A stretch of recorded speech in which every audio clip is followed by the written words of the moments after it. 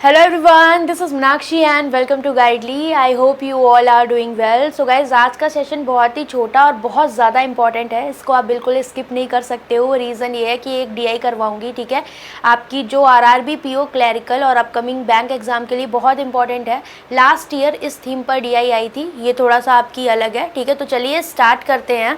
और इससे पहले मैं आपको बता दूँ यहाँ पर एक चीज़ और कि आपका यहाँ पर एक बैच लॉन्च हो रहा है 20 जून से, ठीक है। ये स्पेशल इनिशिएटिव मैंने लिया है स्पेशली जिनको भी आरआरबी पीओ क्लर्क के लिए जो सीरियसली प्रिपेयर कर रहे हैं।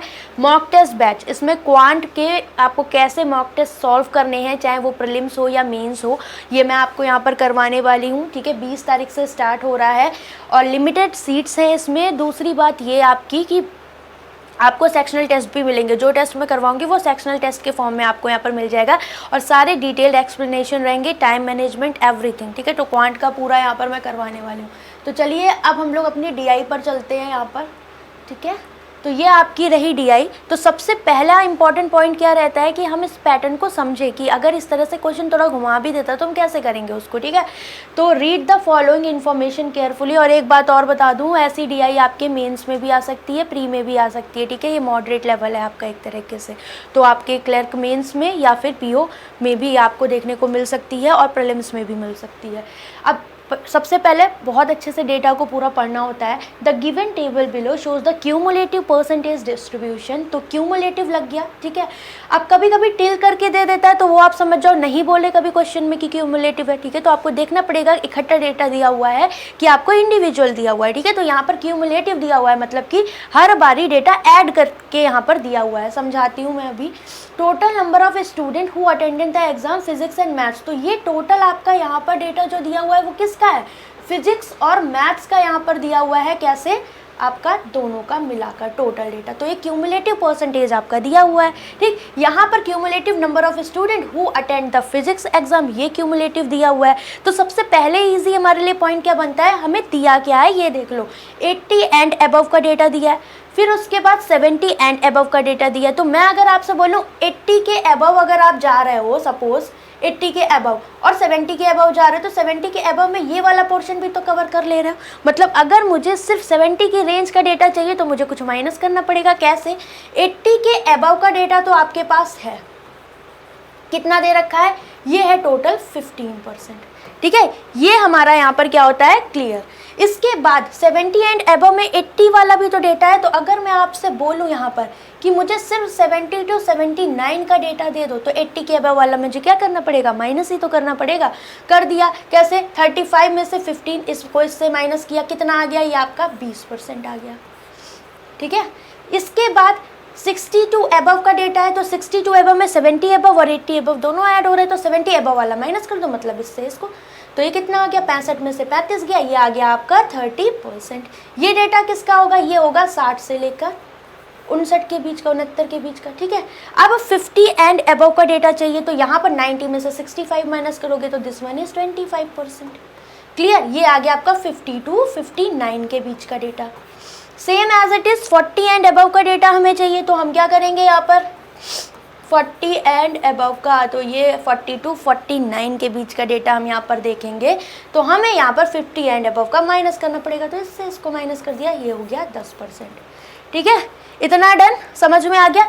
ये भी तो क्यूमुलेटिव दिया हुआ है, तो फिजिक्स का भी इंडिविजुअल तो नहीं दे रखा। तो अगर ये 54 है 54, तो ये क्या होगा, 132 में से 54 माइनस करोगे, 12 में से 4 गया 8, 12 में से 5 गया 7, ठीक है। वही सेम चीज़ जो यहाँ पर ये लग रही थी वो यहाँ पर भी लग रही है, ठीक है।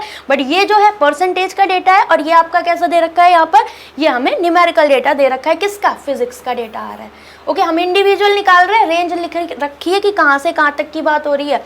अब 212 में से 132 माइनस करोगे 0, 8 3 11, ये हो जाएगा कितना आपका, ओके 80 हो गया, ठीक।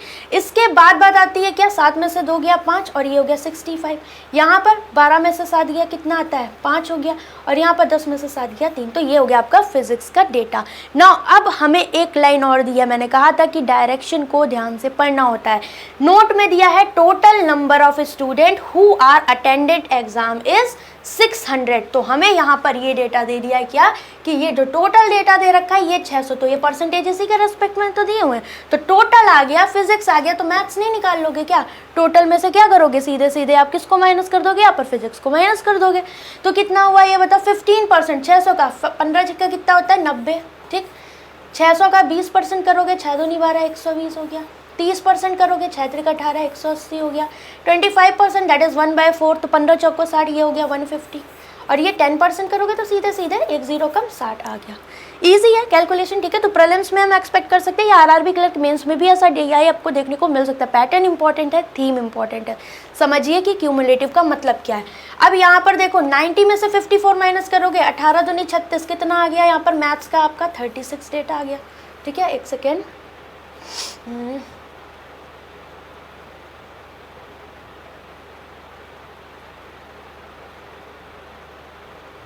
ये आ गया आपका कितना, 36, ठीक है। हमने थोड़ा पीछे लिख दिया है, कोई बात नहीं, यहाँ पर मैं लिख दे,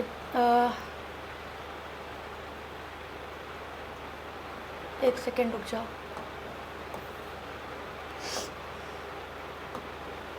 ये आपका दिया है 36, ठीक। यहाँ पर ये कितना हो गया, इसको माइनस करोगे टोटल में से, तो 10 में से 8 गया 2, और 7 4 11 42 आ गया। इधर आ गया 100, ठीक है। 100 में से 80 गया, आपका 100 आ जाएगा।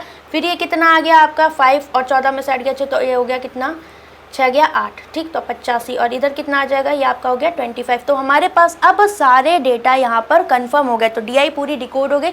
अब क्वेश्चंस को आपको करना है, तो अगर इसके क्वेश्चन अगर हम थोड़ा और हैवी बना देते तो आरआरबी पीओ लेवल हो जाता, बट इसके क्वेश्चंस ईजी हैं, तो हम इसको प्रीलिम्स का लेवल यहाँ पर बोल सकते हैं, ठीक है।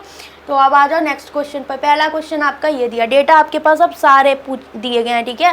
Find the sum of the total number of, तो हम यहाँ पर पेन चेंज कर लेते हैं, ठीक है। Find the sum of the total number of students who scored more than 70 marks but less than 80 marks. तो more than 70 and less than 80 में कौन सा वाला पार्ट आता है आपका यहाँ पर, 70 to 79 वाला, ठीक है। और इसके बाद बोला है टोटल नंबर, तो 70 to 79 के बीच में आपका डेटा कितना आया हुआ था, आपको यहाँ पर वो देखना पड़ेगा।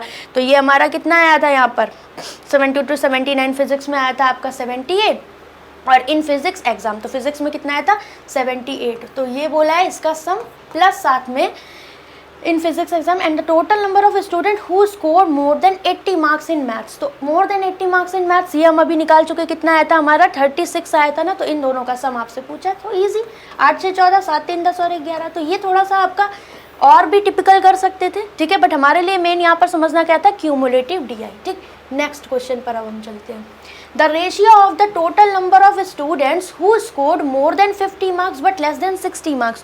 तो more than 50 and less than 60 में कौन सा आएगा, 50 एंड अबव में, तो ये हो गया 52 59 वाला, इस वाले पार्ट की बात कर रहे हैं यहाँ पर, ठीक है।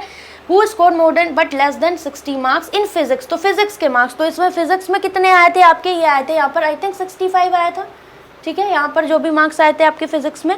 अब इसके बाद क्या, to total number of student who score more than 40 marks but less than 50 marks, मतलब 40 to 49 वाली रेंज, ठीक है। ये कितना दे रखा है आपको in maths exam.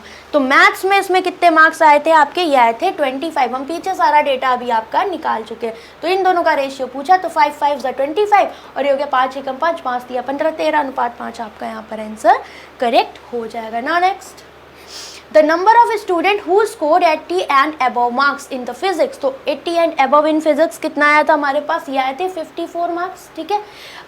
is what percent of the total number of student who scored above 60 but less than 70, तो above 60 but less than 70 मतलब 60 to 69 वाला। और किसकी बात हो रही है, मैथ्स की। तो ये डेटा हमारा आया था यहाँ पर, मैथ्स का 100 आया था, पीछे निकाला था, तो 50 100 के रेस्पेक्ट में परसेंटेज निकाल रहे, तो भाई इंटू 100 करोगे तो 54% ही आ जाएगा। वेरी इजी क्वेश्चन, ठीक है। ये भी आपका यहाँ पर हो गया। अब चलते हैं नेक्स्ट क्वेश्चन पर। Find the difference between the total number of student who score more then 70 to 80, तो 70 to 80 वाली रेंज ये रही आपकी, ठीक है। Marks in maths and the total number of student who score more than 40 but less than 50, ये वाली range. इसमें क्या चाहिए आपको, यहाँ पर फिजिक्स चाहिए, और यहाँ पर आपको क्या चाहिए, 70 अबव में ये चाहिए आपको मैथ्स। तो कितना है, मोर बोला है ना, डिफरेंस बोला है, तो डिफरेंस कितना आएगा यहाँ पर, 42 और 35 आया था, तो दोनों का डिफरेंस आपका आंसर यहाँ पर हो जाएगा। 12 में से 5 गया 7, ऑप्शन नंबर सी आपका यहाँ पर करेक्ट हो जाएगा, ठीक है। इसके बाद next question, find the average of the number of student who score more than 50 marks but less than 60 marks in maths. तो 50 to 60 मार्क्स इन मैथ्स, तो मैथ्स में कितना आया था आपका 50 to 59 में, ये आया था 85, ठीक है। And total number of student score more than 50 less than 60, तो 50 to 60 का ये वाला था। और इसमें फिजिक्स की बात हो रही थी, तो फिजिक्स में ये वाले मार्क्स आपके कितने आए थे 65, ओके। तो 65, इन दोनों का आपसे क्या पूछा है, एवरेज पूछा है। तो 5 15, 8 से 14 और 1 15, 2 से डिवाइड करोगे, 2 7 14, 2 5 10, 75 आपका यहाँ पर आंसर हो जाएगा, ठीक है। आई होप आपको क्लियर होगा ये DI। बस इतने ही इसमें क्वेश्चन थे। आई थिंक आपको सब कुछ समझ में आ गया होगा, ठीक है। बाकी आपका मॉक टेस्ट बैच आ रहा है, और अगर आपको ऐसे सेशंस और चाहिए गाइज तो मुझे कॉमेंट करके ज़रूर बताइएगा, ठीक है, कि आपको ऐसे DI और चाहिए। तो चलो बाय बाय, टेक केयर।